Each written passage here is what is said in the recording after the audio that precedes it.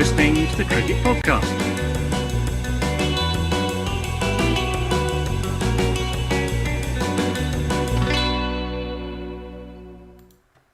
Hello everyone and welcome to the Cricket Podcast. I am Maxwell Brown and I am joined this evening by Ross Legg to talk about one of the great finishes of an IPL game. It had a bit of everything, didn't it, Ross? How are you feeling after that? I'm not a KKR fan and I'm absolutely seething. So I can't begin to imagine what the KKR fans are feeling because disgrace, absolute disgrace. But other than that, I'm all right. Yeah, well, I'm sure we all know what you're referring to there. But before we get straight into that, because to be honest, I mean, I can't think of anywhere else we can start because that's all I can think about. But if you can try and rack your brains, Ross, and remind our listeners and viewers of the messages before we get into the good stuff. Yes, we love the fact that so many of you take your time to watch it every evening and everything in your morning, whatever. So can you please like and subscribe to our YouTube channel? If you're listening to this on the podcast, then please follow us on whatever stream you watch us on, or stream, supplier, provider, whatever. We also have Patreon where we've had more and more people sign up. So that is brilliant. So that's Patreon/the Cricket Pod. Jack normally does that bit, and we are sponsored by the Cricket Podcast. No, we're not. We're sponsored by Woodstock Cricket. We are the Cricket Podcast. No, I just thought I'm buzzed, Max. I'm absolutely buzzed. But I think, yeah, let's. Where do you want to start? Or do we go straight into the Punjab Kings versus KKR, or do we start with yesterday? I think we've got to go straight in. We got to go. Yes, yeah. Let's We've channel got to this. go straight in This. while it's fresh. And where in that game do you want to start, Ross? Do you want to? Should we take it back to a few hours ago, if you can remember that far, or should we go straight into King Legend's reprieve? No, let's go back to the start. All right. Let's get a little bit of composure. Let's get back to our normal professional self. So We'll tease that, and hopefully by the time we get there, we'll have sort of calmed down a bit and be able to think rationally. well, on this podcast, anything but rational, but let's definitely try to get there. So let's start with the team, shall we, Max? So Chris Gayle has left the IPL by the sounds of it. So he's not been dropped. He's cited bubble fatigue, and I think he's left the IPL. Is the rumours. If it is bubble fatigue, I mean, his form hasn't been too brilliant in this as well, and I think going from hotel to hotel is probably not great for that. So. Yeah, probably bad for his back at his age as well, lugging his suitcase up the stairs. But that might well be the last time we get to see Chris Gayle in the IPL. I mean, there are two other teams coming into the thing next year. I mean, we are making this assumption that the two new teams are going to be idiots at this stage, which may not be the case. One of them might employ Dan Weston and win it. Yeah, that's true. Sunrisers Hyderabad might well pick up Chris Gayle, so that might be so who knows? But I think it's quite a sad ending if so. So I hope to see him back. But what that actually meant for Punjab Kings was actually the balance to their side seemed a little bit better actually, because Agarwal was in at the top, Fabian Allen and Sharok Khan. Sharok Khan finally back into the side and making up that engine room in the middle, which I think was positive. But for KKR, they'd suffered a little bit, right? Lockie Ferguson was out, and they decided to do a like-for-like replacement with wicketkeeper batsman Tim Seifert. Yeah.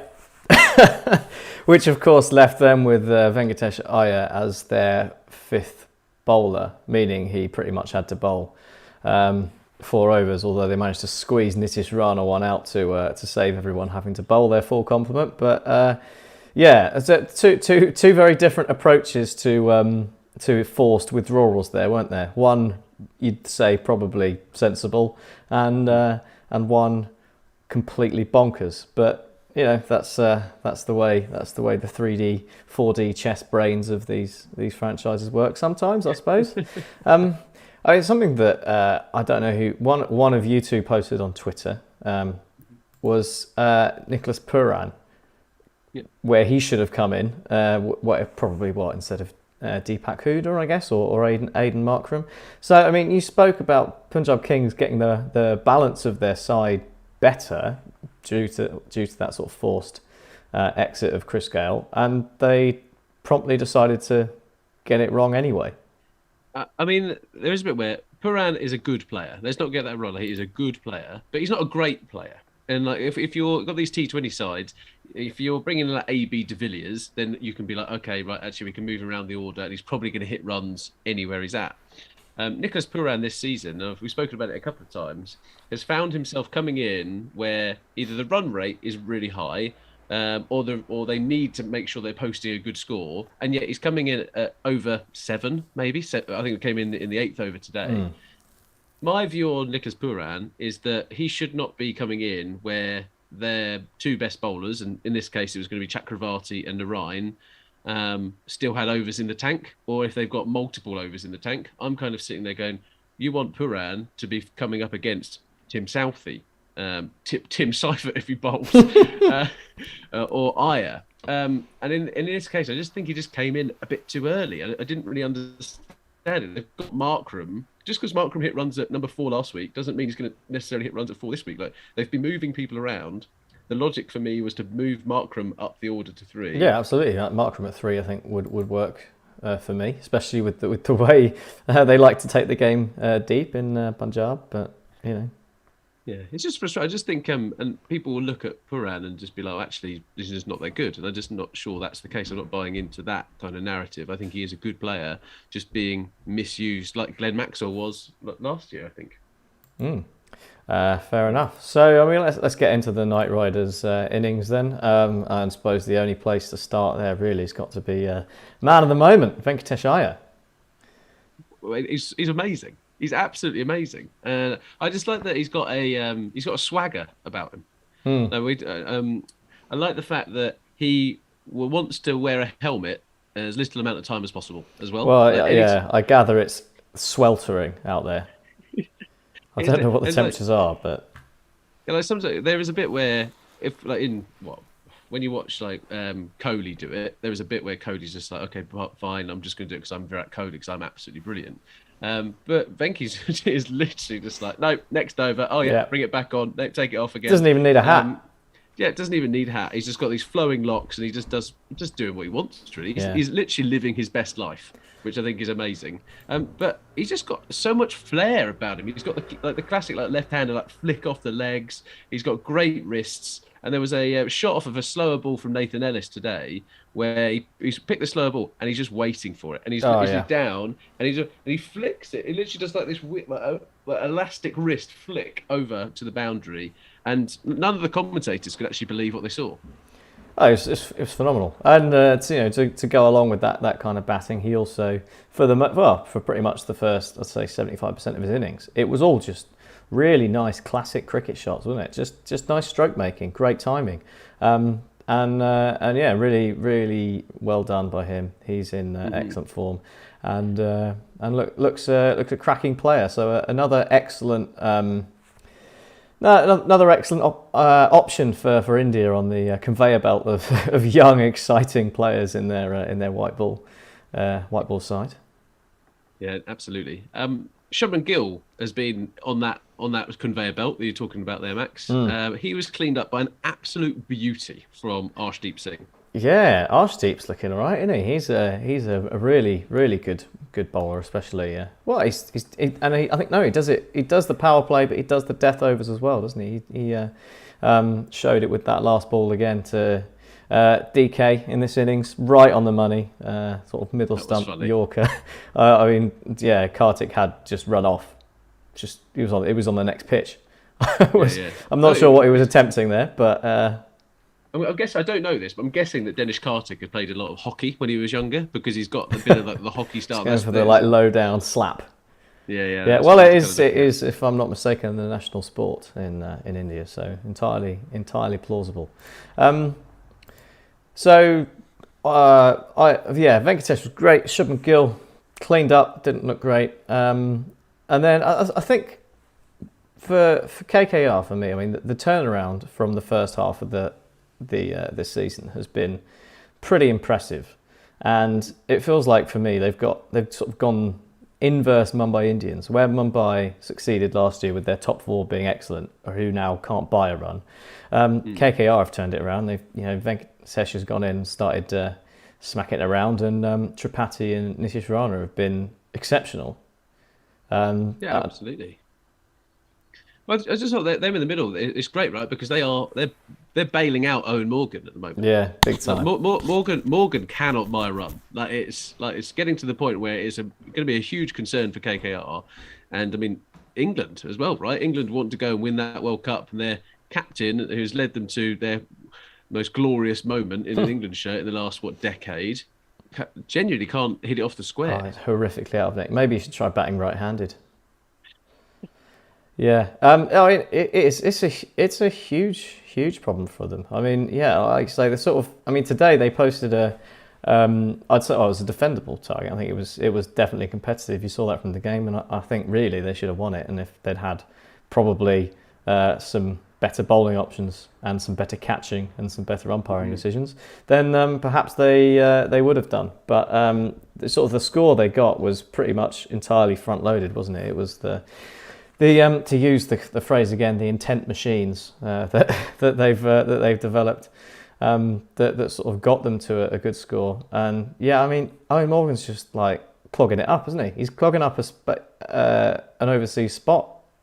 The issue I've got is that when you look at some of these pro players, is that the position is that when you get a pro but like a good level bowler, Mohammed Shami is a class bowler. Anyone's doubting that international pedigree that he has, and he completely found him out here.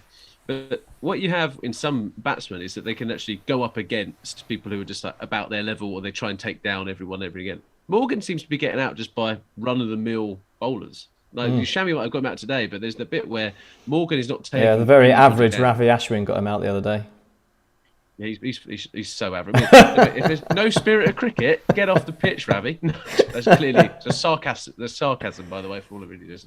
But there is a bit where I think anyone could get him out at the moment. Like, I generally think there's a bit where Nitish Rana could have got him out, and Nitish Rana should not be bowling today. But we'll come on to that in a second. What I do want to talk about is how well the Punjab Kings bowling lineup actually looked with Mohammed Shami, Bishnoi, and Arshdeep. I thought they actually bowled really well together in that side and actually limited them. But Max, the biggest question I had is, why did Tim Seifert play number one? Why did he come in above Narine? Correct. He's got a strike rate of 130 in his domestic T20 career, and in this kind of thing, he was a complete passenger today. 3 days ago, Sunil Narine hit. Well, it was 21 off 10, but it was basically 20 off 6, and he sort of dragged KKR over the line where they were sort of starting to falter a bit. You just think 6 balls of Narine firing would have won the game, wouldn't it? At the end of the day. Yeah, and it's those fine margins, right? And like Nitish Rana did an unbelievable job. I think he was striking at about 170, got 30 off of about 31 off 17 balls, or something. And like that is what you need from that engine room. And that engine room completely failed today, and just that balance again was completely off. And I just didn't understand the point in adding another wicketkeeper into this team. It didn't make any sense to me. If you're going to bat Tim Seifert that far down, just pick an all-rounder. Just pick an all-rounder. I mean, what other options do they have? Is it Ben Cutting? Is he? He probably hasn't turned out. He's probably not allowed back into Australia because their stupid rules. But I just didn't really follow what they were trying to achieve today. But to be fair to them, they took it to the last over, right? So I think we need to, before we move into the Punjab Kings batting, well bowled, Ravi Bishnoi. We've said, why has he not been in this Punjab Kings team since day one? This he should have played every game. He's great. He is quality. Yeah, took 2 wickets again, going at 5.5 and over. Like, what an asset to have in this side. Let's talk about the batting then. Max, you were texting me earlier saying that Morgan had a bit of a shocker at the start. Agarwal first ball, wasn't it? Straight at him. But I thought the bigger shocker was the fact that the last 2 games that Punjab Kings have played, there's been a clear strategy against their top order. Like, their top order is where the runs come from. Like KL Rahul hits the majority of takes up most of the balls, but hits their runs. Agarwal, whatever. But teams have figured out if you can bowl spin early on where their matchups are favourable, it works out for you. I mean, last 2 games, KL Rahul got 21, twice or whatever it is off the same amount of balls. What was Lemon and Morgan actually thinking here to open with Tim Southey and Mavi? I just didn't get it. If you get out the top two, it's you're going to win that game. Yeah, well, I mean, you're going to have to ask them, aren't you? Because they basically played into their hands, and they actually, I mean, of course, KL Rahul didn't really get going for it was about 40 odd balls until he got above a strike rate of 100, wasn't it, for most of today, which is not great really. But Agarwal pretty much well, he made the most of it, didn't he, Agarwal? He's a class player, Agarwal. Like, he's a very if Punjab Kings are not looking to retain Agarwal, he should go for a decent chunk of cash, I think, in the next one. Krishna in the chat, thank you very much. Yeah, Shakib Al Hassan would have been on the bench. They might as well have played Harbhajan Singh today instead of Tim Seifert. Like that genuinely is such a bad pick that it's frustrating. But anyway, let's go back to what we were talking about. I felt KKR got their team wrong. Their catching, as you say, Max, was abysmal. I think I counted 5. I counted 5 drops. I got. Did that include the last ball as well? Yeah, it includes the last ball. I think so. But yeah, Morgan at Agarwal. I think Tripathi then dropped one at cover. Yeah. Venky dropped one on the boundary. Yeah, cracking effort, to be fair. It was ridiculous, because what I love about those moments is that they are, and cricket seems to do this all the time. There is that moment of brilliance, and your whole, but when you take a catch, everyone who's played cricket, when you take a catch, you're just like, I've done right here. When you take an unbelievable catch, you're just like, you're on a different level. And Venky was in that position of going, I've just taken a one-handed catch after a 70-meter hit or whatever. And then immediately, there's not like a split second, it has all completely gone wrong for him. And that immediate shame of dropping it just over see the him boundary crumble. for 6. You can see his legs crumble from beneath him as he realised what was about to happen. It was like a piece of performance art. That was. It made me feel things I didn't even know I had the capability of feeling. But that, to me, they were just those small moments. And I think everything, like we talk about cricketing gods sometimes, and the cricketing gods were certainly favouring Punjab Kings today. Absolutely. Yeah, I mean, a lot of people have also mentioned Shakib, like left arm spinner as well. They could have opened with Shakib.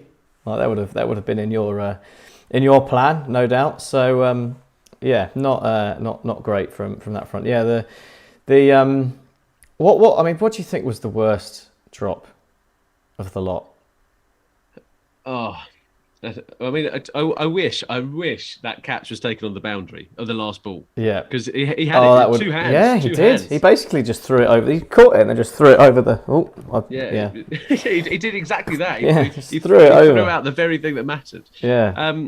It was just the whole thing. I think. Oh, and the one between, was it short fine leg? Oh yes. Dinesh Karthik. Yeah, Dinesh Karthik was. Well, he was basically there. Dinesh Karthik was basically just needing to extend his arms and then just sort of stopped and looked at. I don't know, he must have been put off by the guy coming in, but yeah, I mean this is the business end as well, isn't it? It was those fine margins really that I think it cost KKR, didn't it? They should have been able to win that game, right? And they just didn't perform, didn't get their decisions right, didn't bowl well enough, didn't pick the right team. You know, when you had again, you know, you're looking at the people that they had to bowl. You know, if you're making Nitish Rana bowl, you've got it wrong. Yeah, I completely agree with you. Venkatesh Iyer bowling the last over on the back of one game where he nailed some Yorkers. It's bonkers. Well, Max, we're going to have to talk about the big fat elephant in the room. Yeah, we are, aren't we? We've been dancing around it. It's time to get to it. KL Rahul. The ball eater was in a different league today in terms of ball eating. He was munching on the whole way through, and it is painful that he has gotten away with it, because when you face what I think 55 balls, 67. Yeah. He was out. There's no other way around it. He was out. The second the guy that started going, oh, can we just go in and out? Watch it fall back. The slow-mo always makes it look worse. And I know if Jack was on the podcast, he'd be sitting there going, oh, well, it might have been this, might be that. You watch it, it's a clean catch. It is a The slow-mo always makes catch. it look worse. The slow-mo made it look out. Yeah. And it was that bit where are his fingers? This is the bit for me. Where are his fingers? They are clearly, you can't see his fingers because they're protecting the ball from the grass. And I know this is a ridiculous thing to be animated about, but it was just out. Well, it's not though, is it? Because like the whole point, like their job is to look at it's like VAR. You look at something on a screen, you look at a number, like you get 100 replays, and then come to the wrong decision. It's just it's mind-boggling. I suppose it's not. It is perhaps less clear-cut than some things that you could complain about. But like you saw the ball go into his hands, you saw the fingers under the ball, and you saw nothing else like that's different from that viewpoint. It's insane, and we sort of lament the soft signal in well, certainly in this country, because you've got the umpires saying, oh yeah, I think it's probably out from 70 metres away when they clearly cannot see. But I reckon today, if a soft signal was in play, it would have been a soft signal or out, and it would have been given within 5-10 seconds. Like, yeah, there was definitely not enough to turn it over, right? There was not enough there, and it's so frustrating because that moment, regardless if you can blame KKR for dropping the catches, etc., because some of them were difficult, to be fair, some of them were less difficult, but that moment was the one, because KL Rahul was on pretty much a strike rate of about 105, which is dreadful, absolutely dreadful. He hit 2 sixes. His first one came on the 36th ball he faced or something. It is crippling to watch this guy win a game after batting so fucking badly.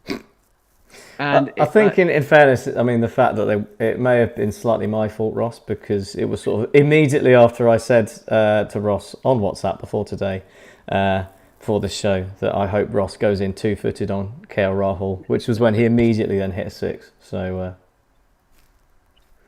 I just find it so.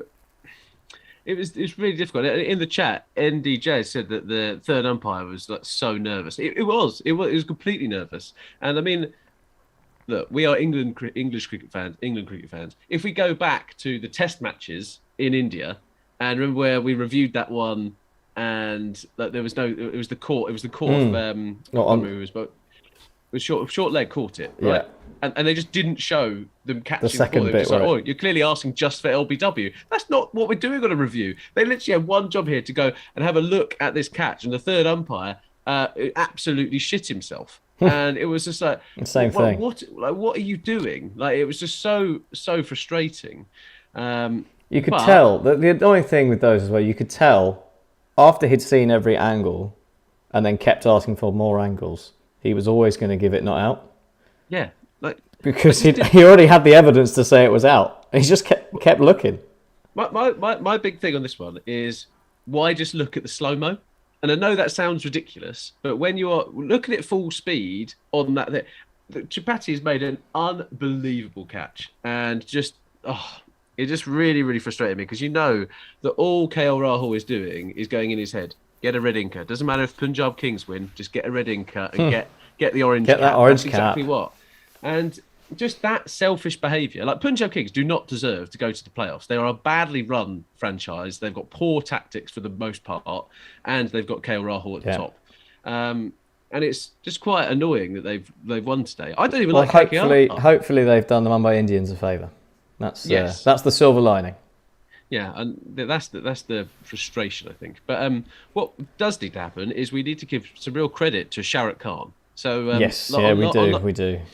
On the podcast I think we did earlier this week, Max, we were talking about that they didn't need to have Mandeep Singh up the top of the order. What they needed was another person in that middle order to actually do something and actually be able to clear the rope and be able to hit those boundaries. Sharok Khan comes in, 22 of 9 balls, 1-4-2-6 is strike rate of 244. Yeah. Wins in the game and bails out KL Rahul. Absolutely, and the fact that he was put in that position and had to do that is mad. Like from the position they were in, it's insane that it was down to that kind of hitting at the end. But fortunately for Punjab, they finally picked someone who's capable of that kind of hitting, and he looked every bit like he should be there in every game, didn't he? Yeah, like full respect to Sharok Khan. Like, did a brilliant job. He got one over on the other Sharok Khan, who I think is one of the owners of KKR or the owner of KKR. So fair play to him. A frustrating day for anybody who likes cricket, I think.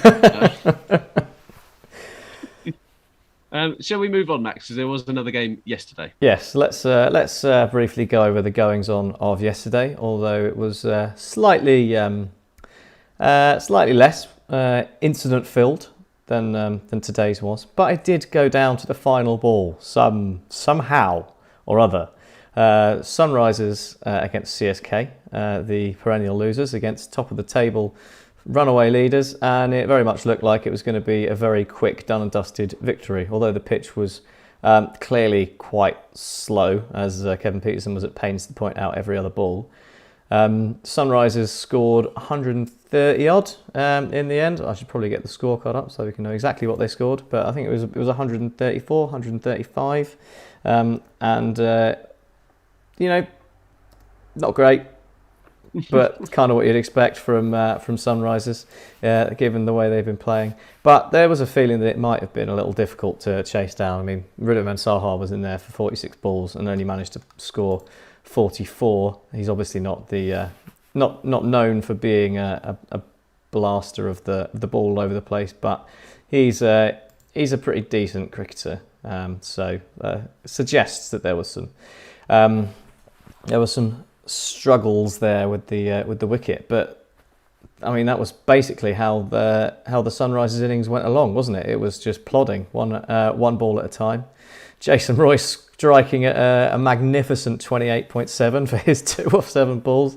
The man brought in to try and score some quick runs, and I think Sunrisers again indebted to Abhishek Sharma and Abdul Samad for getting anywhere near a competitive total. It was nice to see that they've come in and sort of actually been able to do that and have some hitting down the order, because it's something they've lacked for a while. And Rashid Khan did he played his usual trick, didn't he, of like actually being quite good at swiping the bat of the ball and it going for 4 somehow in some weird direction. I've never seen him stand there and middle one over the bowler's head, but he's always getting runs. So fair play. It's a good trick to have up your sleeve. But what about DJ Bravo, Ross? Oh, he's incredible. He's had a renaissance. I think it's the only way I can kind of talk about it. Is like the guy since the return of the IPL this year has been absolutely brilliant.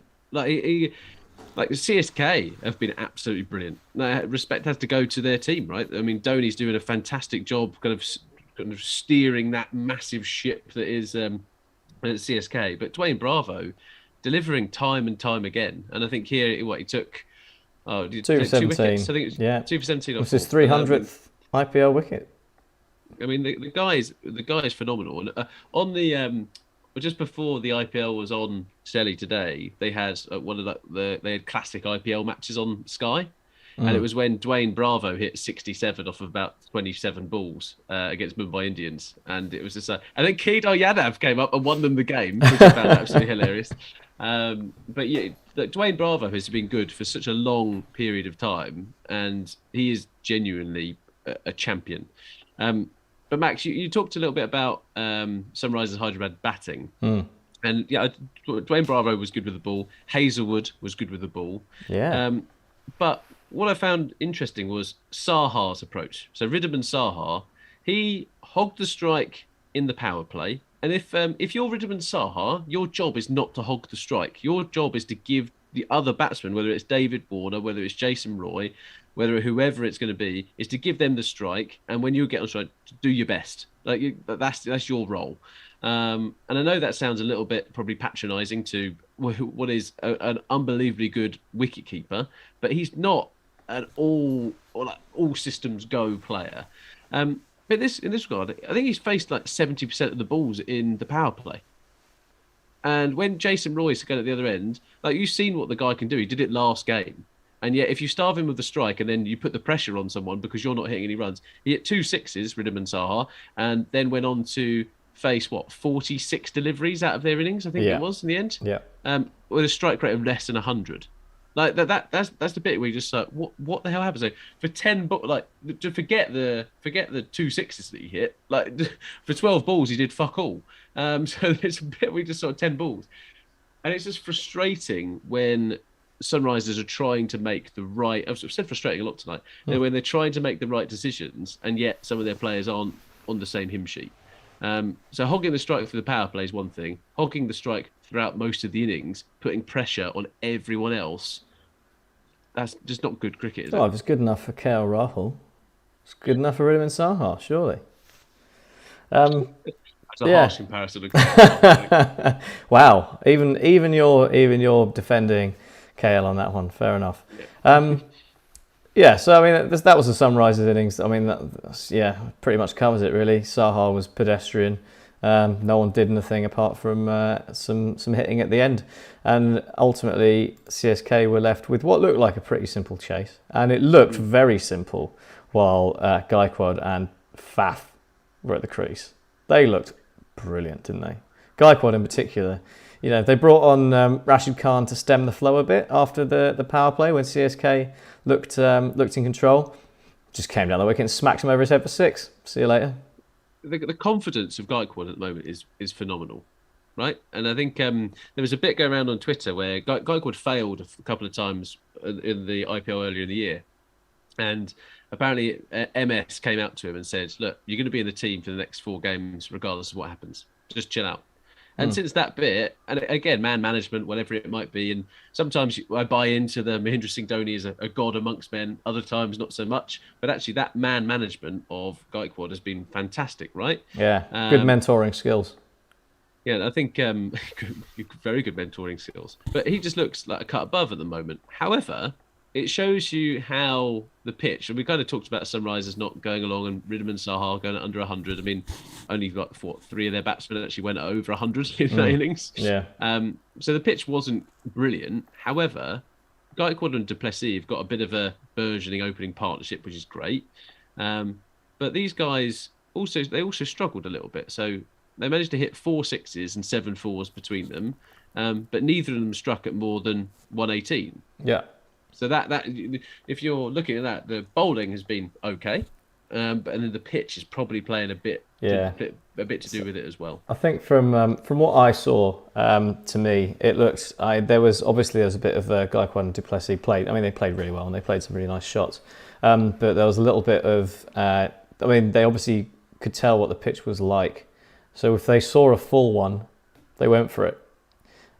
Because that's it. Like when the pitch is slow, it's the full balls you've got to go for, because anything that sticks in the pitch becomes a little tricky. And I think there's a combination of them doing that well and Sunrisers towards the end of the innings pulling their lengths back and making it much more difficult. They either hit their Yorkers or pulled their length back, and at that point it became a little more difficult to score the runs. But I mean, they were ahead of the rate. Like it was they needed just under 1 a ball from fairly early on. Like they were got to a point where I think they needed like 60 off 60, and they kind of just sleepwalked into needing something special at the end.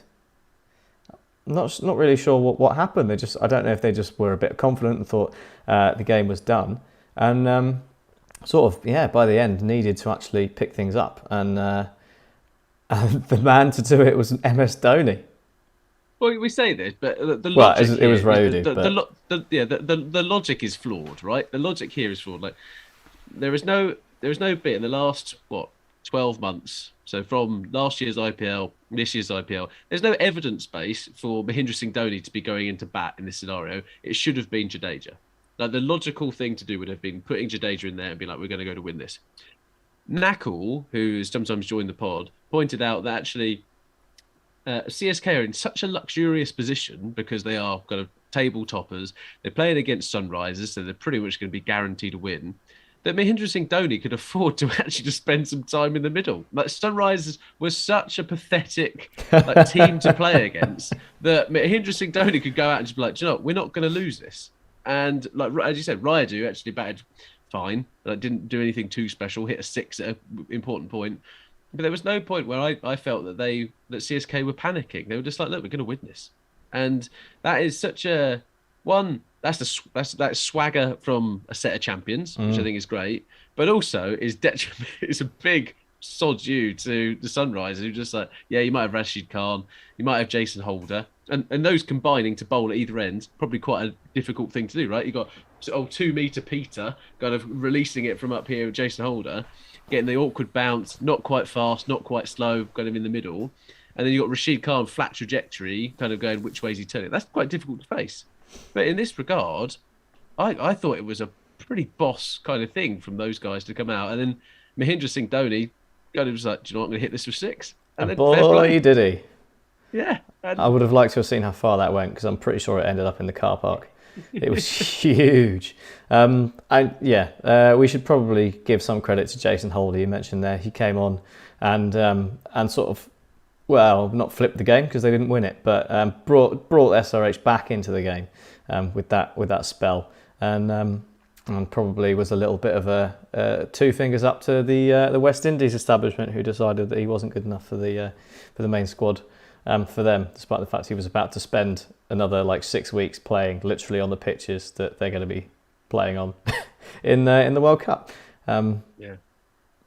I think it's just great, right? I think CSK first team to qualify this year's IPL. I think you've got to give an awful lot of credit to Lead yellow. Max.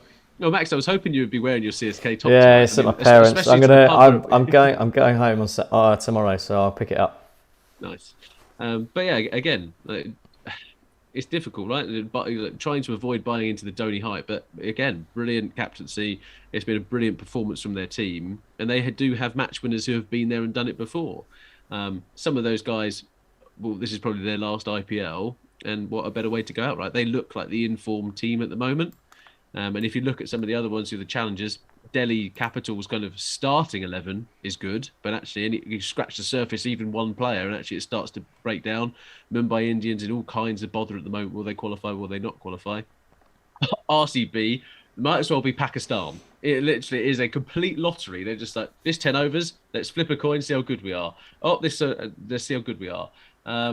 So I think it's going to be a pretty interesting finish to this IPL. I just really, really hope that Punjab Kings do not make it through.